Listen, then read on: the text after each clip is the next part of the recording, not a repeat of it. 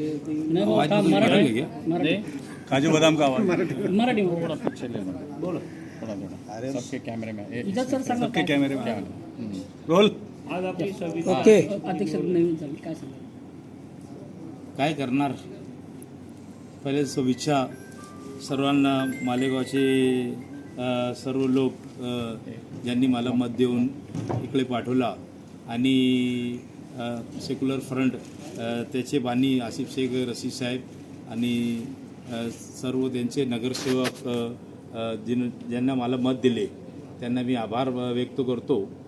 आणि गावासाठी काय करणार याच्यासाठी मी माझ्या प्लॅनिंग नंबर 1 अतिक्रमण याच्यावर मी लक्ष देणार. साफसफाई आणि अतिक्रमण आणि गावामध्ये काय काय झालेलं आहे भ्रष्टाचार प्रशासक राजमध्ये त्याचे सगळं करणार आहे आमची इच्छा आहे. आणि गावात सुंदर मालेगाव सुंदर कसा होईल मला अनुभव आहे. मी 4 वेळा मला झाला स्थायी समिती सभापती पदाचा स्वतंत्र आहे मी आहे. मला अनुभव आहे.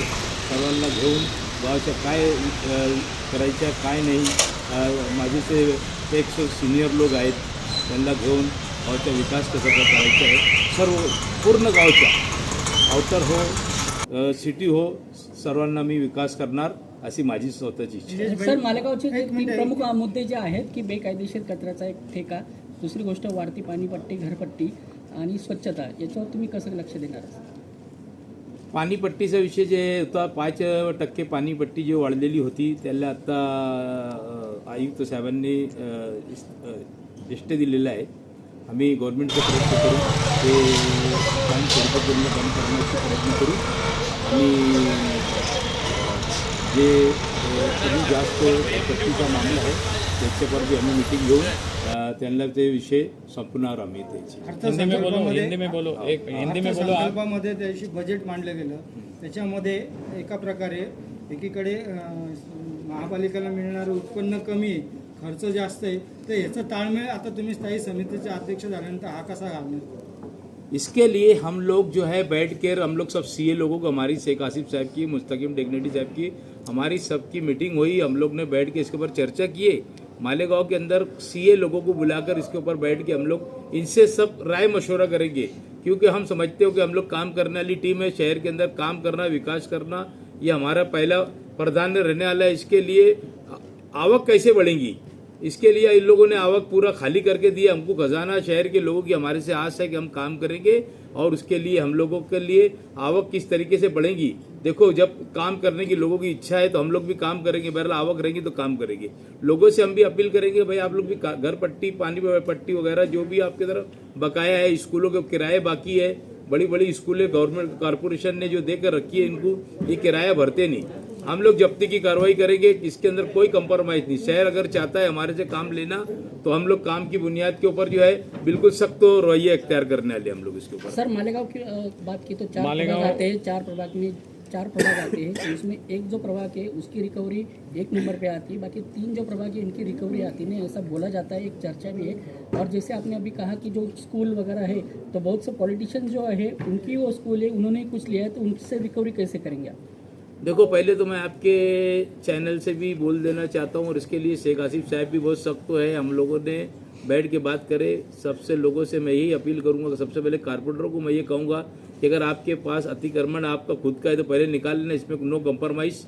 जो मुद्दा कारपोरेशन से लग कर रहेगा इसके अंदर किसी से कोई कंप्रोमाइज़ नहीं की जाएगी. पैसा कारपोरेशन को आवक रहेंगी तो जावक रहेगी. मैं आपको बोलता हूँ मैं तो सख्त निर्णय लेने वाला हूँ. किसी की बात सुनने का मामला नहीं रहेगा.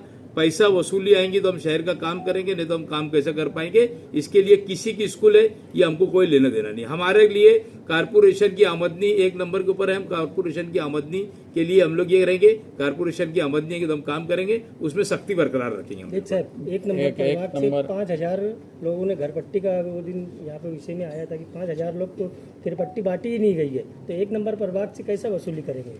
1 नंबर हो 4 नंबर हो 3 नंबर हो 2 नंबर हो सभी प्रभाग के अंदर सबको यानी पूरा तोलना एक जैसा की जाएंगी. कोई कम ज्यादा नहीं होगा. उन्होंने किरपट्टी नहीं बांटी होंगी आपको दिखेगा. स्टैंडिंग कमेटी के अंदर हम बुलाकर बास परस करेंगे, इनसे पूछताछ करेंगे, नई बटी होंगी तो बांटने की कोशिश करेंगे, और उनकी अगर कोई तकलीफ होंगी तो उसको हम दूर करने की कोशिश करेंगे। भाई अगर उनको ऐसा लगता होगा कि हमको 10 साल की लगा दिया, तो उन्होंने 5 साल का प्रोसीजर बताना कि हमने 5 ही साल हुआ हमको घर बनाने के लिए, 3 साल हुआ, 2 साल हुआ, उसके अंदर अपने को लगता है कि बिल लगता वगैरह जो भी उनका प्रोसीजर के अंदर उन्होंने बताना। अगर ज़्यादा कारपोरेशन लगा रही होंगी तो हम उसके लिए कम करने की उनकी भी कोशिश करेंगे। 3 नगर सेवक कांग्रेस के, स्टैंडिंग कमेटी का एक ही मेंबर, और आप चेयरमैन बन गए, क्या बोलें?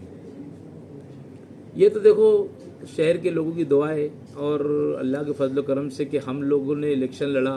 कुछ लोगों की ऐसी इच्छा थी कि जाहिद बेग साहब अकेले लड़ेंगे तो चुन कर नहीं आएंगे, ये एक गुमान लोगों का ख़त्म हुआ। ये आप लोगों की चैनल से बात चलती थी, ये एक गुमान ख़त्म हुआ। उसके बाद हमने नेक नीति से शेख आसिफ साहब का साथ दिया, उनसे हमने बातचीत की थी कि भाई हम लोगों का हम आपके साथ रहेंगे। उन्होंने हमको स्टैंडिंग कमेटी की चेयरमैनशिप देने का वादा किया था, हमने को स्टैंडिंग कमेटी की चेयरमैनशिप दी, और आगे बहुत सारे वादे हैं। वक्त तो आएगा, हम तो आप देखते रहेंगे, हम लोग साथ में मिलजुल के काम करेंगे। आने वाले 5 साल के अंदर आपको शहर के अंदर विकास दिखेगा। पार्टी अगर अलग हुई तो क्या हुआ, मन मिलना चाहिए आदमी के। हमारे अगर मन मिल गए तो हम शहर को कुछ दे सकते। ठीक, थैंक यू।